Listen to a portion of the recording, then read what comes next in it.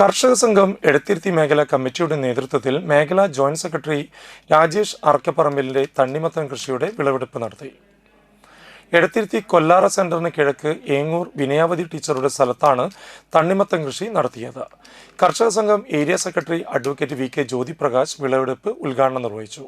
എന്ത് കൃഷി ചെയ്താലും അത് നന്നായി അതെല്ലാം ഉണ്ടാകാറുണ്ട്.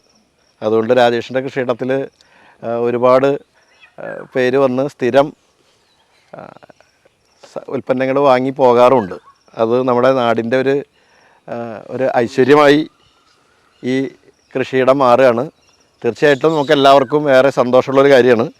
അപ്പോൾ ഇപ്രാവശ്യം ഈ തണ്ണിമത്തൻ സാധാരണ അങ്ങനെ അധികം നമ്മളുടെ നാട്ടിൽ നന്നായി ഉണ്ടാകാറില്ല. പക്ഷേ രാജേഷ് അത് വളരെ നന്നായിട്ട് തന്നെ വളരെ മനോഹരമായിട്ട് കൃഷി ചെയ്ത് ഒരുപാട് തണ്ണിമത്തൻ ഇവിടെ ഉണ്ടായിട്ടുണ്ട്.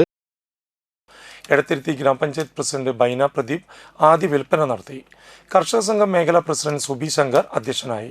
എടത്തിരുത്തി പഞ്ചായത്ത് വികസന standing committee chairperson Navami Prasad, മേഖലാ secretary Babu Panikkavettil, area vice president Bhagyalakshmi Lishin, മേഖലാ treasurer K V Prasad, Rajesh Arakkaparambil, മുൻ ward member Sajeesh Sathyan, T N Ajayakumar, Rajesh തുടങ്ങിയവർ സംസാരിച്ചു.